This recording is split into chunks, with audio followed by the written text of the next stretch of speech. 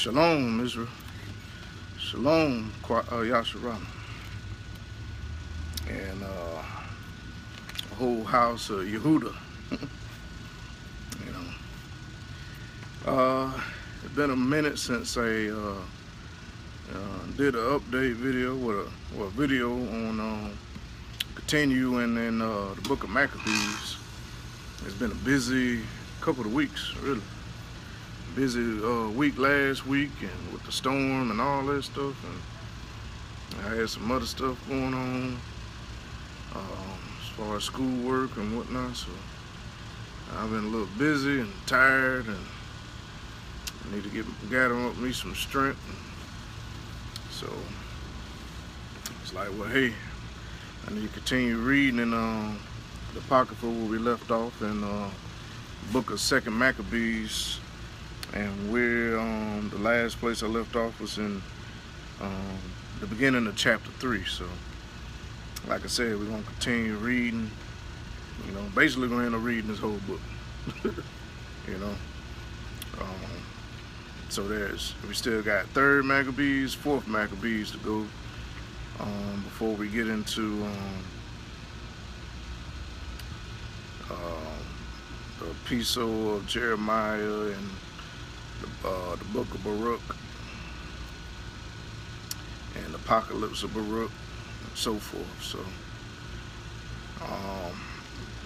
hey, I ain't got nothing but time, so hey.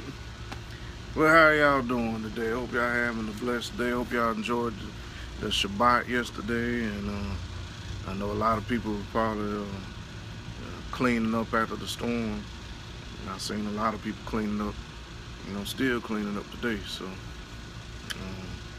kids still out of school tomorrow, so I just praise Most High. Hey, I sat right here through the whole thing in Florida, hey,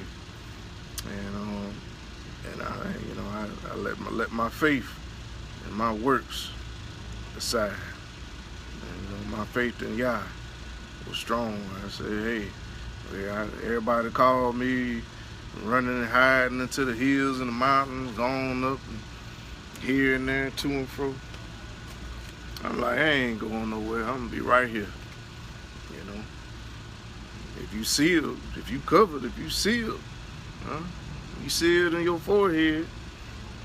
He said, what, hurt not the earth or the trees until I mark my servants in their forehead. So, hey, if you sealed, you covered, you good. You don't need to take it on running and hiding everywhere every time something goes on or storm goes on. If you sealed, you good. If you ain't, then hey, you might want to go run and hide. And I've seen a lot of people running and hide, and praying to Jesus save them and all that. But hey, if you ain't sealed, run and hide all you want to, he's still gonna get you. That's what he said. Hey, you can go up to the heavens, I'm gonna bring you down. You go under the sea, I'm gonna send a serpent to bite you. You go on the mountains and the rocks, I'm still gonna get you. And if you manage to evade all that stuff, Yahushua himself is gonna get you. So all this running and hiding and going on, when a storm comes, where your faith at? Where's your faith? Where you trust in the Most High at? Like I said, I sat right here, and the wind was cutting up, and I see a lot of damage to everybody else's houses and rooftops and everything, and not one tree was blown down on my porch. Not one tree was blown down. Yeah, I lost a couple of leaves. They were getting ready to die off, but other than that, not one tree. I had power the whole time, just about on and off. But for the most part, I had power the whole time. And I looked outside, and the big old trees swaying full. But in my little area, the winds was calm. Just a little gust here, a little gust there. And I kept rebuking the tempters. I said, hey, rebuke that tempters in the name of Yahushua HaMashiach. Father Yah, cover your hand over my house and that of my neighbor's house. Keep us safe. Trust in him. And hey, I'm trying to tell you, He'll do it. So you don't need to hide and run and tell everywhere. Trust in the Most High. Hey, what y'all gonna do when there ain't nowhere to run? You know, seen the article this weekend. Brother trying to run and hide from the storm, and up there in South Carolina or North Carolina, North or South Carolina, end up getting shot by the police. So I'm like, you know, you trying to leave one trap and end up in another snare. You know, y'all got to learn how to have some faith with the Most High. A lot of y'all don't believe that y'all covered. That's the problem. You should ought to know if you covered by Yahushua HaMashiach. You should know if you one of his. All this running and hiding to and fro. Y'all don't be calling me all that during no storm. You okay? You alright? Yeah, I'm okay. I'm covered. I'm sealed, huh? You ain't worry about make sure you covered and sealed. Hey, call me, blowing me up all weekend. Hey, I wasn't too much worried about it. Hey, covered and sealed. We sat right here, watched TV, you know, read some scriptures and drunk some coffee and, you know, power, kick off and come back on and kick off, come back on every now and again. Hey, just prayed the whole time. Hey, pray the Most High would keep his hand over this place and tear the wicked behind up. Hey, that's what I really wanted the storm to do, was tear their behind up. But hey, Most High had mercy on who he had mercy on. You know, not my will, by his. So those he needed to get, he got. And we continue to pray for them brothers and sisters in Haiti and down there in the islands, Port-au-Prince and so forth. Down there in the islands, all those people died, and they didn't even have adequate shelter to begin with. They was supposed to, you know, the Red Cross went down there in 2010 and helped them people out, but you see, they ain't, you know, they better go send aid to France and all these other places. When it comes to us, they ain't trying to help us at all. So all the people died, but I guarantee you, hey, those brothers and sisters that died in that storm, I guarantee you they probably sitting on the throne room of heaven right now, like I said in the book of Revelations, crying out that the Most High avenged them of their adversaries. Because, hey, the governments could have been went down there and helped them people in Haiti. And been sitting on that money since 2010. Shalom, brother, shalom. So, you know, hey, but hey, you sealed, you covered, you sealed. You don't need to be running and hiding all scared and stuff. It's your time to go, it's your time to go. Like I say, we pray for them brothers and sisters in Haiti and down in the rest of the islands down there. You know, hey, the Most High know who he coming to get and who he ain't, and know who time to go and who time ain't. So that's the way I see it. But don't think that them souls that was lost down there are lost. Don't think that all of them are lost that was lost. And now we know there's a few of them down there, you know, that probably, you know, was part of the wicked. You know, and we know there's a lot of them that's part of the righteous. You know, but when it's your time to go, it's your time to go. You know, hey, all this running back and forth from these storms, what you gonna do when you ain't got nowhere to hide? So, anyway, we're gonna get it cracking. It's been a minute since we did Book of Maccabees, so I wanted to start there. I got me a little second wind strength from this weekend. I had been up during the whole storm while the family was getting some shut eye and resting, and you know I was up praying and rebuking the storm. So I was a little bit tired yesterday. I rested most of the day yesterday for the Shabbat, and I rested this morning, so I got me a little second wind now. I was a little tired, but I'm good. Now I'm good now. So if you got your Apocrypha, you know I'm in this version, the Joseph Lunkin version. You might have another version, but we in second book of Maccabees, chapter 3. So we're gonna continue reading in there. And let's go. It says second Maccabees chapter 3 verse 1. And we know before we was talking about all those of the of Judah that was steady fighting to keep Jerusalem at bay from the invaders of the land, and all these Greek and Roman devils in there coming there to destroy the temple and lead the people into captivity and trying to get the children of Israel to serve Zeus and idol gods and all this other stuff, and eating the swine and pork and all this going on. So now we know who the real children of Israel is. Now we can read this story with some understanding. Because before this book, you know, if you just thought this was a book about them Jews over there say they're Jews and they're not, then you probably put this right back on the shelf. Like, I ain't reading that. I ain't got time to read that. Well, now we're reading about our ancestors, because since we know who we are, and we know who we are in this book. Now we're reading about our ancestors and how they fought against the Roman Empire and fought against the Greeks and the Greek rulers that was in Egypt, who took over Egypt during those days. You know. So let's read on. It says, while the holy city, verse 1, it says, while the holy city was inhabited in unbroken peace, and the laws were very well observed because of the piety of the high priest Onias and his hatred of wickedness, it came about that the kings themselves honored the place and glorified the temple with the finest presents. So this was during the time of the second temple, you know, before it was destroyed in 70 AD. Okay. So it says, verse 3, it says, so that even Seleucus, the king of Asia, defrayed from his own revenues all the expenses connected with the service of the sacrifices.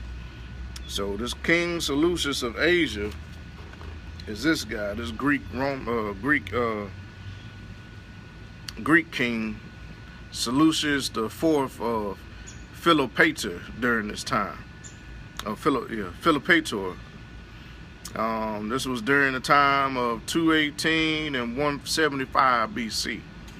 And he was the ruler of the Hellenistic Seleucid Empire and reigned from 187 BC to 175 BC over a realm consisting of Syria, which what they would call Asia, now including Cilicia and Judea, Mesopotamia and Babylonia, and near Iran, Media, and Persia. So,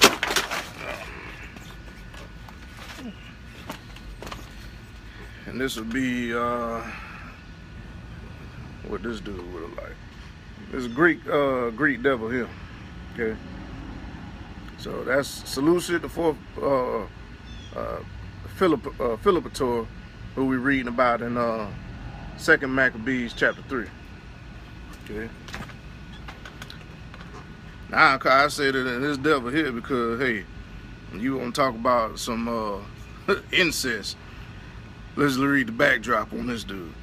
It says, he was the second son of the successor of Antiochus III the Great and Laodice III. It says Seleucus the fourth, is it the fourth? This might be the sixth.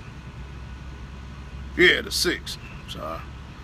I ain't good with Greek letters. So the sixth, wed his sister. So this dude right here married his sister. They don't talk about us being animals.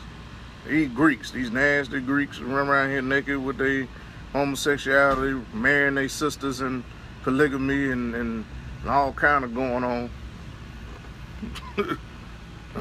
Married his sister, Laodice the sixth, by whom he had 3 children. So he had 3 children with his own sister, flesh and blood. Okay, this devil here says 2 sons, Antiochus, Demetrius, the first of Sodom, and the daughter Laodice, the 5th. So it says, and he was compelled by financial necessities created in part by heavy war indemnity enacted by Rome to pursue the ambitious policy in the effort to collect money to pay the Romans. He sent his minister Heliodorus to Jerusalem to seize the Jewish temple treasury. So this is what we're going to be reading about in 2 Maccabees chapter 3, and how this dude sent Heliodorus to go try to collect the money that our ancestors had stashed in Jerusalem, okay, during the second temple, okay. So we wasn't no po folks. We ain't always been a bunch of po folks. We was some rich people at one point in time.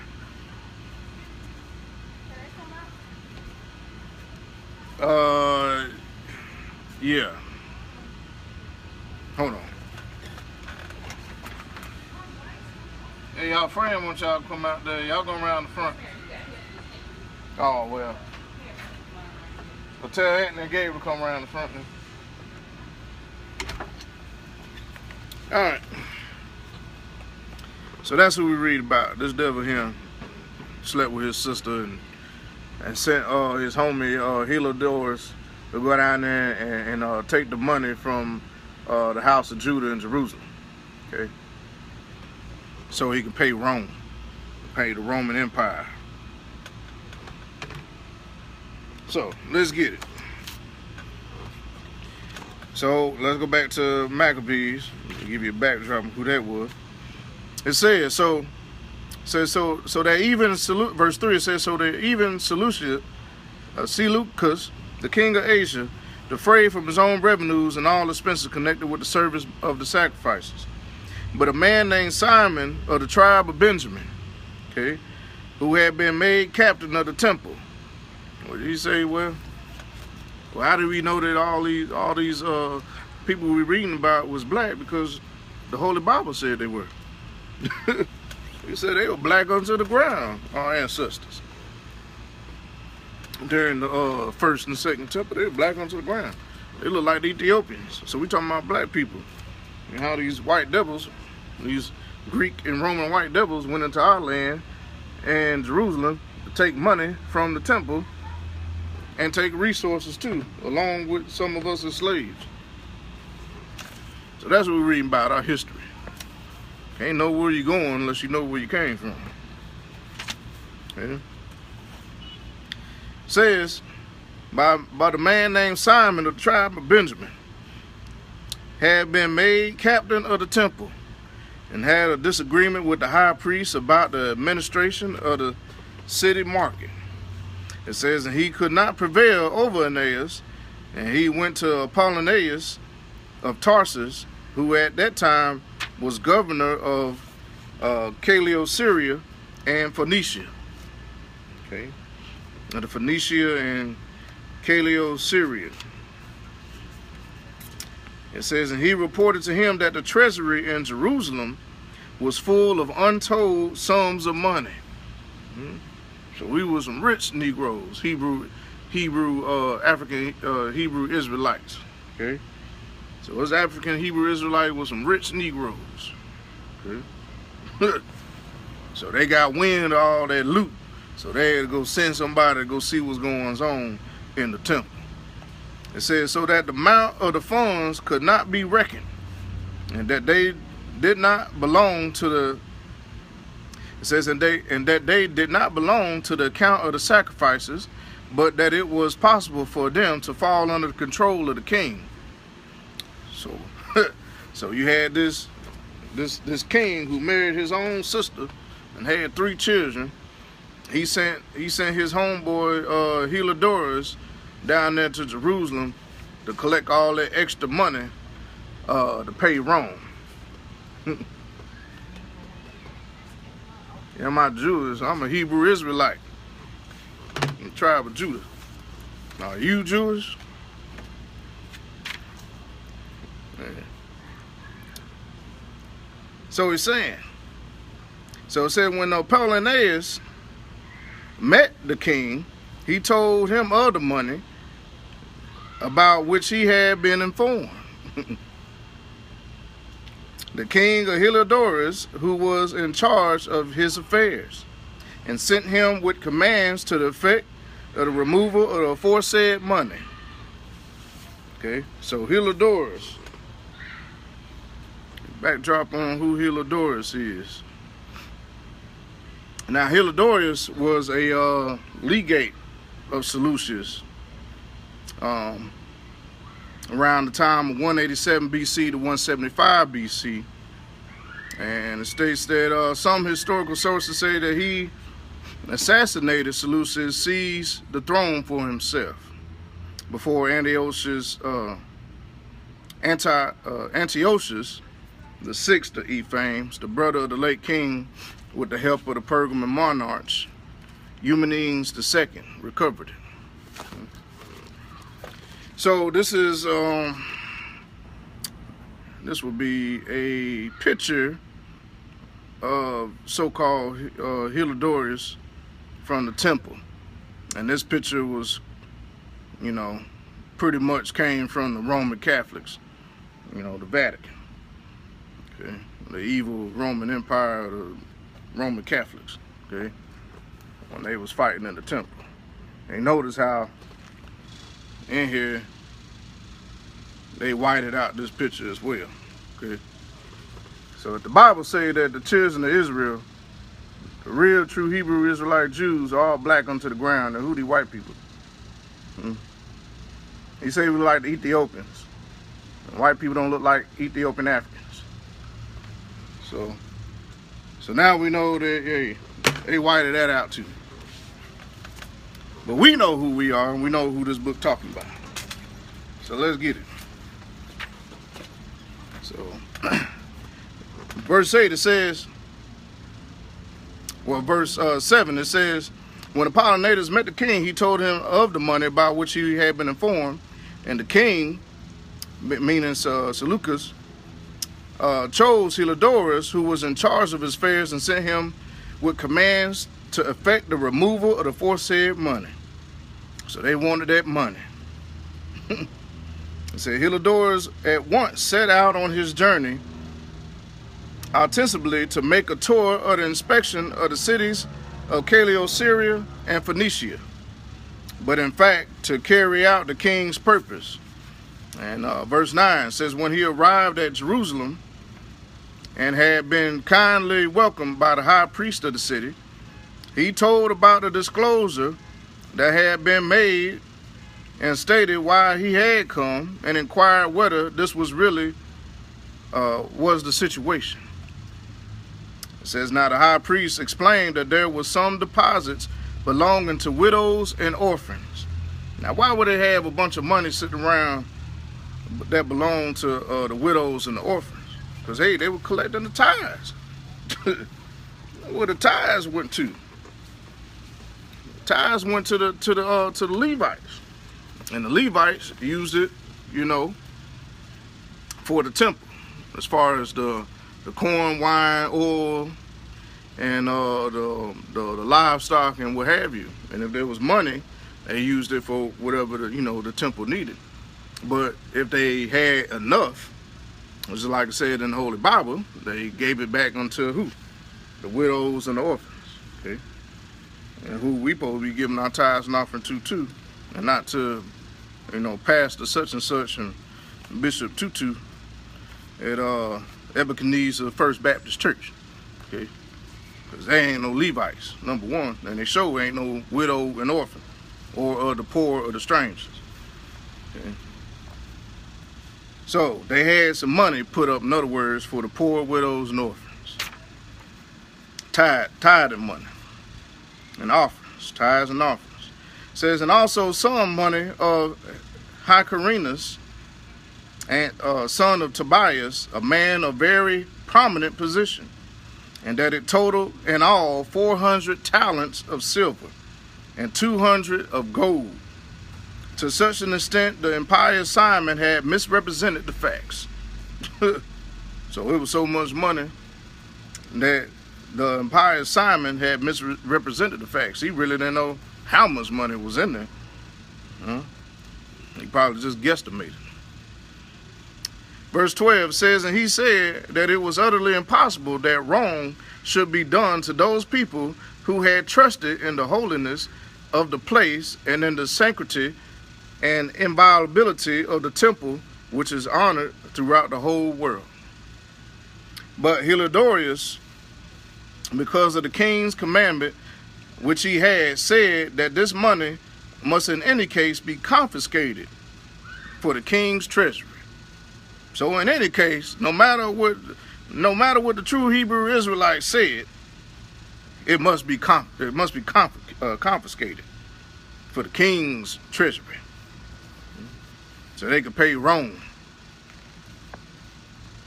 So these Romans and Greeks been running around the world stealing and looting and pillaging and raping for centuries, taking people's resources, taking people hostage and enslaved, taking their money and wealth, and then come back to their own country and sing, God bless this and God bless that. That's why Most High say, hey, when he comes, Yahushua Mashiach, he coming for Esau. He coming for Edom. He said, gonna be so much blood to a camel's high. They may have thought that the Most High forgot about all they treachery they did on the earth, but the Most High ain't forgot. The Most High ain't forgot about the Jews who say they are Jews and are not either, who still living in our land. He ain't forgot about them. He said their voice is going to cry out from the ground. In order for your voice to cry out from the ground, that means they all going to be dead. He said he's going to bring the true children of Israel back to their land. Verse 12. Verse 13, rather. Actually, verse 14. It says, so he set a day. So he set a day and went in to direct the inspection of the funds. And there was no little distress throughout the whole city. The priests prostrated themselves before the altar in their priestly garments and called toward heaven upon him who had given the law about the deposits, that he should keep them safe for those who had deposited them.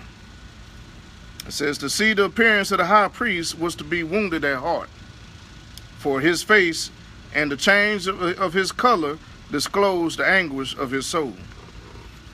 Verse 17 says, for terror and bodily trembling had came over the man, which plainly showed to those who looked at him the pain lodged in his heart. Verse 18 says, people also hurried out of the houses in crowds to make a general supplication, because the holy place was about to be brought into contempt. Now the women, girded with sackcloth under their breasts, thronged the streets, and some of the maidens who were kept indoors ran together to the gates and some of the walls, while others peered out of the windows.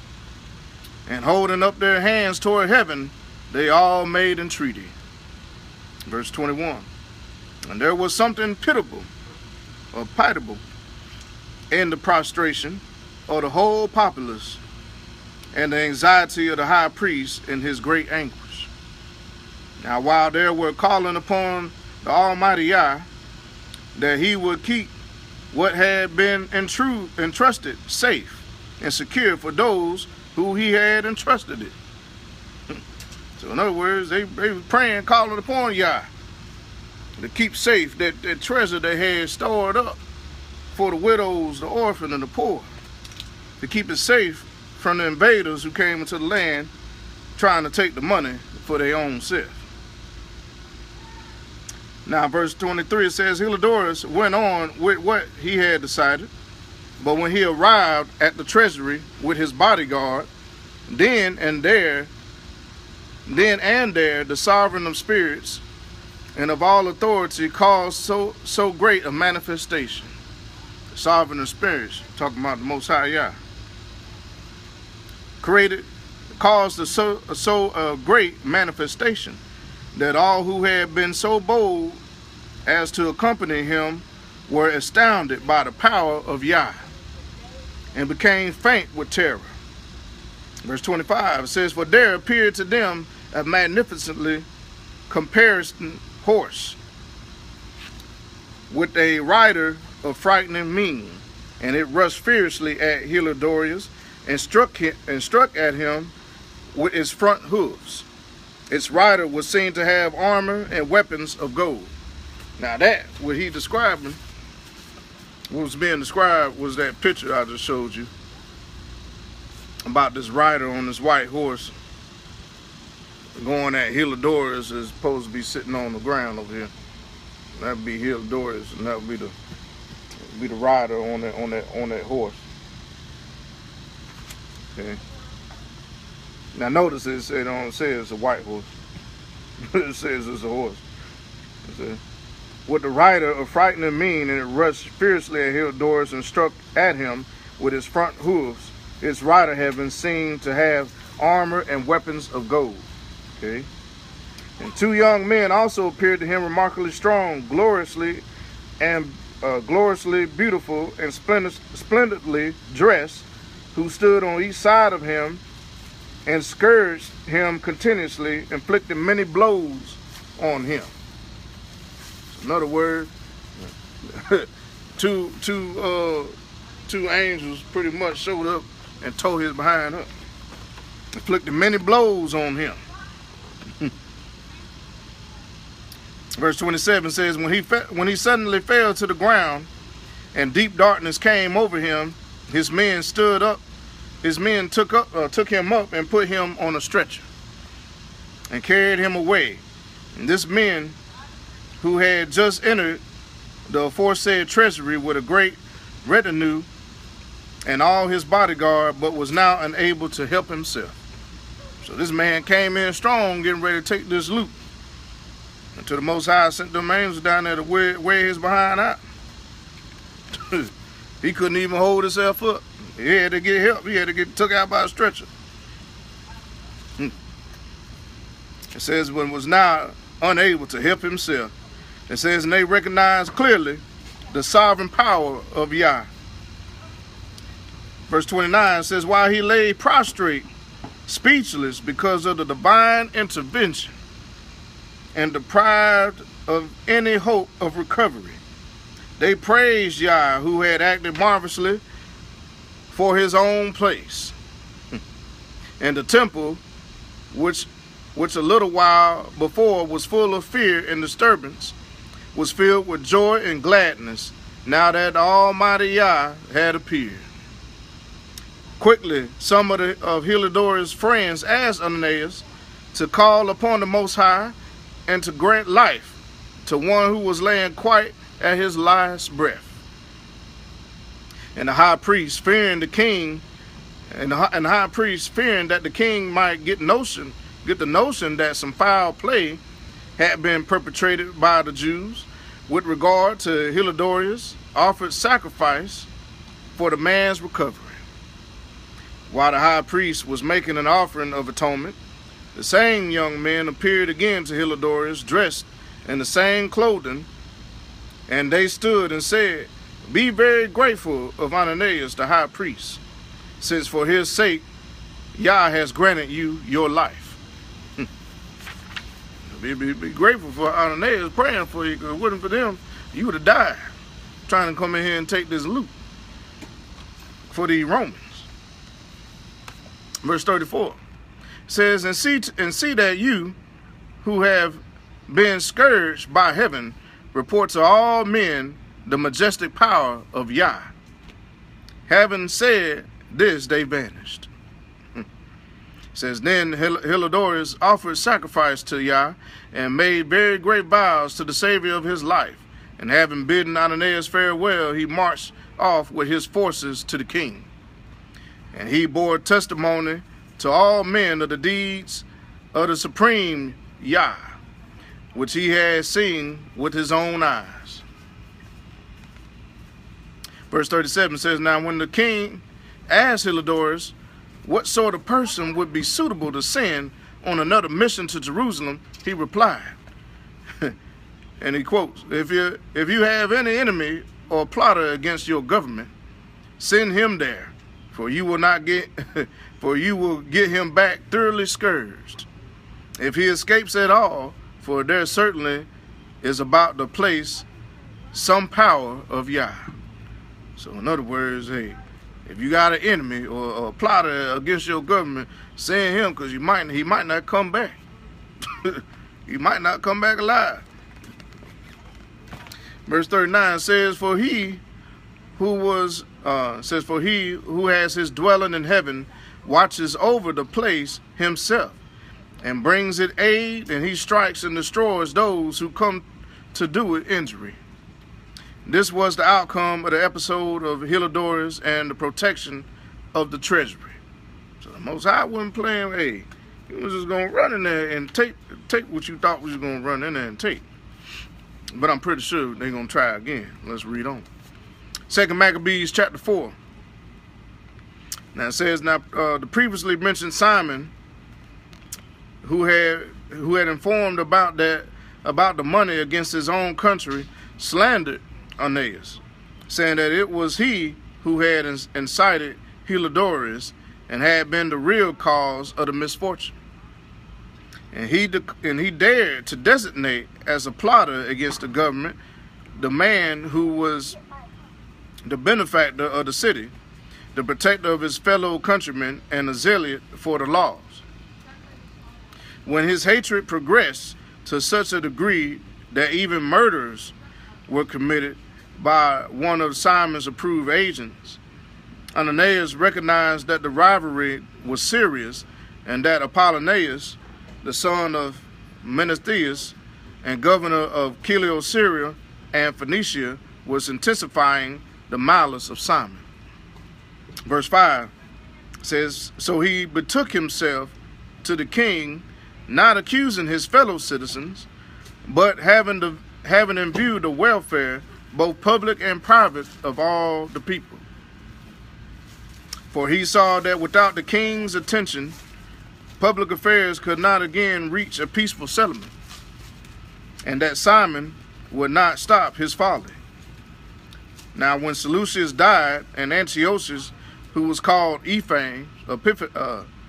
Epiphanes, succeeded to the kingdom, Jason, the brother of Aeneas, obtained the high priesthood by corruption.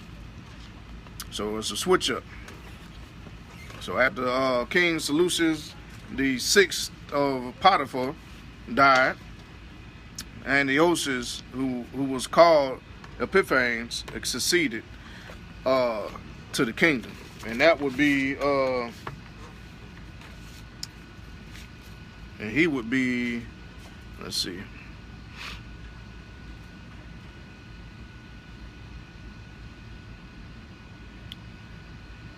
all right, so his successor would have been Antiochus the sixth of Epiphanes.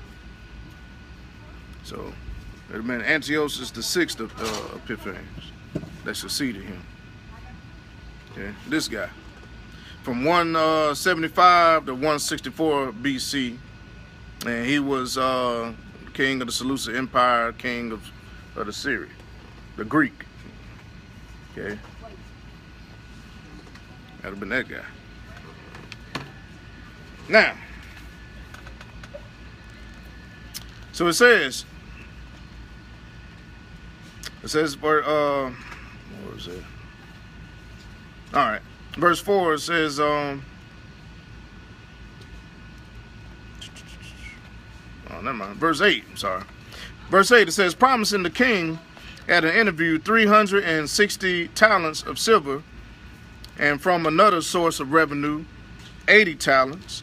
In addition to this, he promised to pay 150 more if permission were given to establish by his authority a gymnasium and a body of youth for it. Now, you know what they did in these gymnasiums. If y'all watched the old movies of Spartacus and what's the other movies?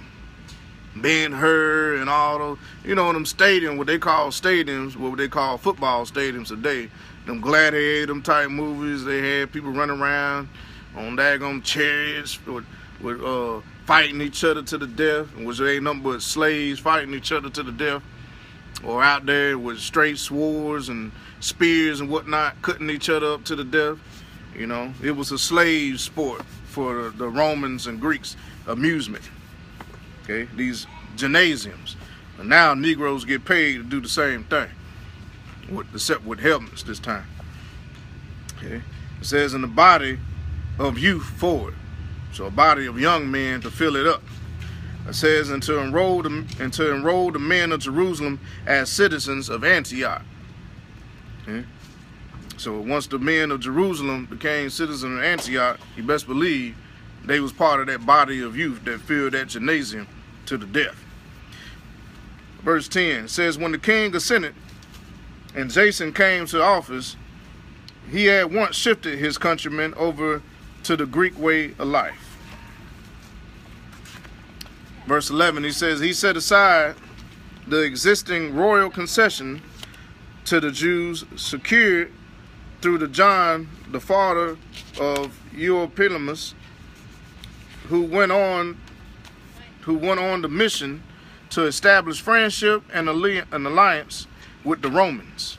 And he destroyed the lawful ways of living and introduced new customs contrary to the law. To who law? To the law of the Most High. So he established customs and traditions just like we got today. My brothers and sisters don't keep the laws of the Most High like they supposed to over here, and we didn't came accustomed and to the living and traditions of our enemies, contrary to the law of the Most High. Verse 12 says, for with Alacrity he founded a gymnasium right under the citadel, and he introduced the noblest of the young men to wear the Greek hat. It says there was such an extreme of Hellenization. Okay. It was such an extreme of Hellenization. That wouldn't be the first time that they tried to Hellenize the Jews, because during the Antiochus, during the first Antichrist, and the first book of Maccabees, when they was dealing with King Antiochus, when they're dealing with the first King Antiochus, they had the Hellenized Jews trying to get the rest of the Jews that was or the house of Judah that was left in Jerusalem to customize themselves with the traditions of the Greeks and Romans and worship Zeus and eat the swine and do away with the Sabbath day laws and so forth. So here we go again. So today we won't call them Hellenized Jews. We call them what? Coons. Okay? That'll be the new name. Coons. Okay? These coon Negroes. Let's read on. It says there was such an extreme of Hellenization and increase in adoption of foreign ways because of the surpassing wickedness of Jason, who was ungodly and no high priest. Verse 14, it says that the priests were no longer intent upon their service at the altar. Despising the sanctuary and neglecting the sacrifices, they hastened to take part in the unlawful proceedings in the wrestling arena. After the call to the discus, disdaining the honors prized by their fathers and putting the highest value upon the Greek forms of prestige. It says, for this reason, heavy disaster overtook them, and those whose ways of living they admired and wished to imitate completely became their enemies and punished them. Sound familiar? Sound like a bunch of these coon Negroes today. Huh? We're trying to tell them that they still in the land of their captivity, that the Most High brought us here, huh? During the transatlantic slave trade, these Negroes get up here with their good jobs, they suit and tie and they bow tie, and try to tell the rest of you Negroes to keep the laws and statutes and commandments of America. Honor that flag, salute that flag, keep the laws, statutes, and commandments of America, and forget the laws, statutes, and commandments of the Most High Yah. That's why they come up in churches and tell you you don't have to keep the laws no more that's in the Old Testament. And calls all us to sin. And look at it, we steady dying every day in the street because we don't keep the law, statutes, commandments of the Most High Yah. That's why we steady dying.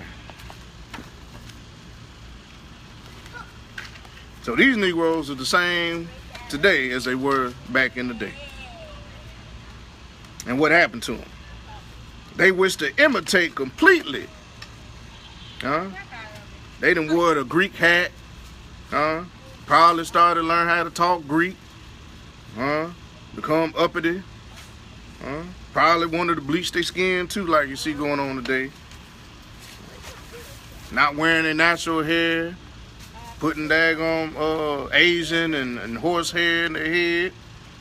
Making the hair look straight when in there is nappy. Like wool. Come on. Same thing, wishing to imitate completely became their enemies and punished them. It says, for it was no light thing to show irreverence to the divine laws, a fact which later events will make clear. And it's the same today. It's the same thing going on today. It says when the quadrennial games were being held at Tyre and the king was present, the vile Jason sent envoys chosen as being Antiochian citizens from Jerusalem. So these envoys were nothing but our ancestors being brought into the arena as Antiochian citizens, which were nothing but what? Slaves. Just like they say we're African American and we were nothing but slaves. Same thing happened to our brothers and sisters back in the day. Okay. It says to carry 300 silver drachmas for the sacrifice to Hercules. First we worshiped Zeus. They wanted us to worship Zeus, and my brothers and sisters said, forget that. So a lot of them, they died on the Sabbath day. And then they came back again the next Sabbath day. And the first Jason, who had a pair of balls, he got up and said, hey, we ain't going to die like our other brothers and sisters on the Sabbath day. They come around here again, trying to make us worship Zeus and eat the swine. And forsake our laws, we going to kill them on the Sabbath day, and that's what they did. They gave the first Antiochus hell. They went up against the first Antichrist, or Anti-Mashiach, rather, who y'all call Antichrist. Okay? Anti-Mashiach. So, it says, those who carried the money, however, thought best not to use it for sacrifice, because that was inappropriate, but to expand it for another purpose. So this money was intended by the sender for the sacrifice to Hercules, to their Greek gods, not the Most High. But by the decision of its carriers, it was applied to the construction of triremes. When Apollonius, the son of Menedaius, was sent to Egypt, to the land of Africa, in Egypt, for the coronation of Philometor as king, okay, Antiochus learned that Philometor had become hostile to his government, and he took measures for his own security. Therefore, upon arriving at Joppa, he proceeded to Jerusalem. Verse 22, it says, he was welcomed magnificently by Jason and the city, and ushered in with a blaze of torches and with shouts. Then he marched in Phoenicia, and after a period of 3 years, Jason sent Menelaus, the brother of the previously mentioned Simon, to carry the money to the king and to complete the records of essential business. But he, when presented to the king, extolled him with an air of authority and secured the high priesthood for himself, outbidding Jason by 300 talents of silver. After receiving the king's order, he returned, possessing no qualification for the high priesthood, but having the hot temper of a cruel tyrant and the rage of a savage wild beast. So in the end, he didn't prosper in his wickedness. Okay? So he introduced our people to the ways of the Greeks and the Romans and sold us out for that money. It was all about the money for him, but he didn't prosper in this thing. In the end, he didn't prosper. Verse 26, so Jason, who after supplanting his own brother was supplanted by another man, was driven as a fugitive into the land of Ammon. And what is the Ammon? The land of Ammon, who we know it as the Jordanians today, the Ammonites and the Moabites. So he was driven as a fugitive in the land of Jordania, the land of Jordan today. It says, and Melanius held the office, but he did not pay regularly any of the money promised to the king. So when Soetheus, when Sotratus, the captain of the citadel, kept requesting payment for the collection of the revenue was his responsibility, the two of them were summoned by the king on the account of this issue. Now Menelaus left his own brother Lysimachus as deputy in the high priesthood, while Sostratus left Crates, the commander of the Cyprian troops. Well, they got some names, don't they? It says, while such was the state of affairs, it happened that the people of Tarsus and of Malus revolted because their cities had been given as a present to Antiochus, the king's concubine. Been given as a present to Antiochus, the king's concubine. So the king went hastily to settle the trouble, leaving Adrenicus, a man of high rank, to act as his deputy. But Melanius, thinking he had obtained a suitable opportunity, stole some of the gold vessels of the temple and gave them to Adrenicus other vessels as it happened. He had sold to Tyre and the neighboring cities. When Aeneas became fully aware of these acts, he publicly exposed them, having first withdrawn to a place of sanctuary at Daphne near Antioch. And Antioch is in Syria, okay, in the border of Syria and Iraq. It says, therefore, Melanius, taking Andronicus aside, urged him to kill Aeneas. And Andronicus came to Aeneas and, resorting to treachery, offered him sworn pleasures and gave him his right hand in spite of his suspicion. Persuaded Aeneas to come out from the place of the sanctuary. Then, with no regard for justice, he immediately put him out of the way. In other words, he immediately killed him. For this reason, not only Jews, but many also of other nations, of the Gentiles, were grieved and displeased at the unjust murder of the man. Now, when the king returned from the region of Sicilia, the Jews in the city appealed to him with regard to the unreasonable murder of Aeneas, and the Greeks shared their hatred of the crime. Now, therefore, Antiochus was grieved at heart and filled with pity, and wept because of the moderation of good conduct of the deceased. And inflamed with anger, he immediately stripped off the purple robe from Andronicus, tore off his garments, and led him about the whole city to that very place where he had committed the outrage against Aeneas. And there he dispatched the bloodthirsty fellow. Now Yah thus repaid him with the punishment he deserved. So he done stripped him butt naked and ran him through the city, in other words, to the place where the boy was murdered at, and where the man was murdered at. And then he dispatched the third bloodthirsty fellow. So he ended up getting, getting his due recompense, in other words. Verse 39 says, when many acts of sacrilege had been committed in the city by Lysimachus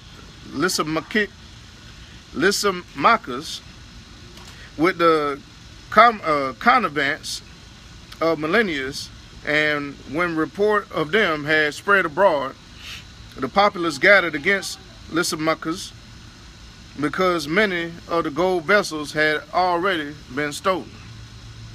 And since the crowds were becoming aroused and filled with anger,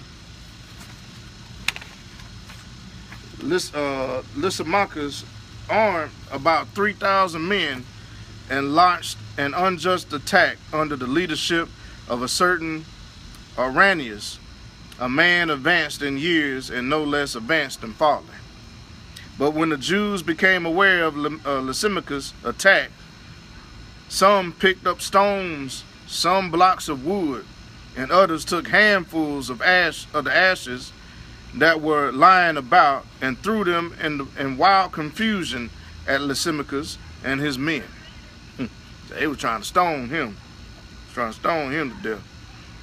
Because all this gold they kept shuffling around was the gold they tried to get from the temple.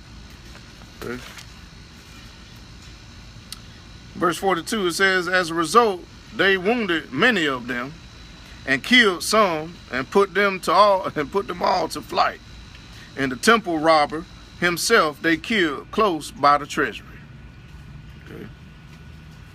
Now verse 43, it says, charges were brought against Menelaus about this incident. And when the king came to Tyre is up there in, by the sea, on the borders of the sea up north, by Tyre, Sidon, and so forth. You look on the map. So that's what we're talking about in Tyre. It said 3 men sent by the Senate presented the case before him. But Menelaus, already as good as beaten, promised a substantial bribe to Ptolemy, the son of Dormenes, to win over the king. Therefore Ptolemy, taking the king aside into a colonnade as if for refreshment, induced the king to change his mind.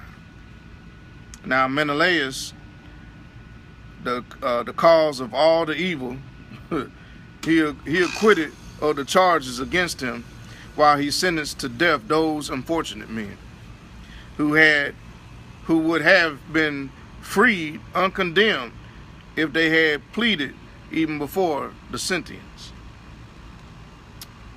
So this dude who caused all this evil, he put to death some other folks in place of his, who would have been freed uncondemned, unfound guilty, not found guilty if they had pleaded before the sentence.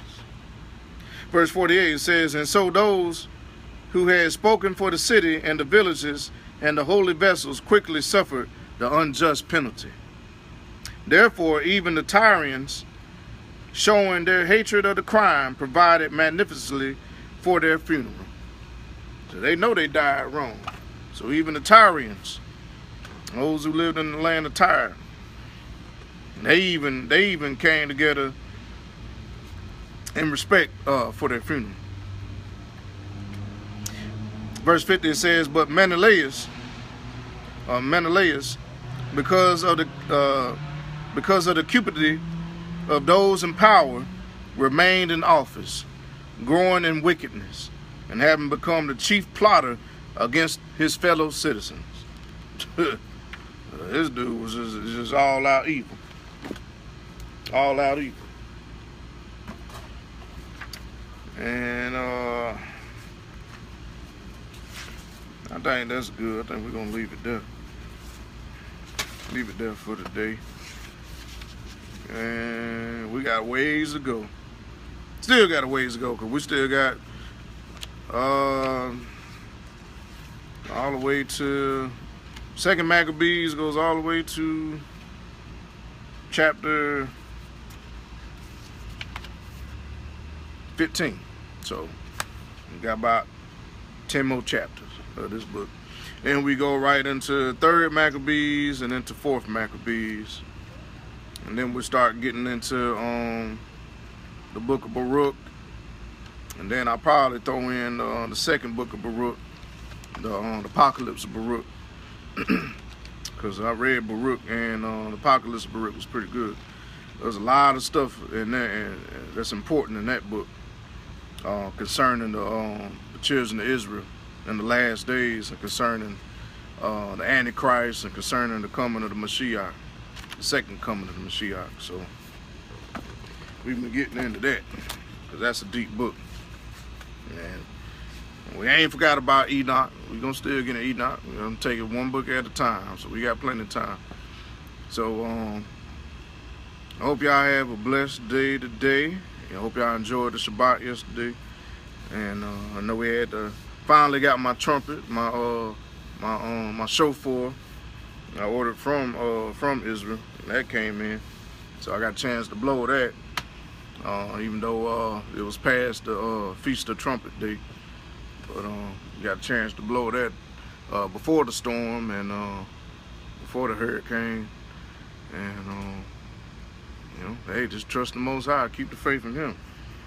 You know, like I tell everybody, you know, hey, y'all trying to, you know, a lot of the house of Israel and the whole house of Israel and Judah, rather, the whole house, because we're gonna be one stick.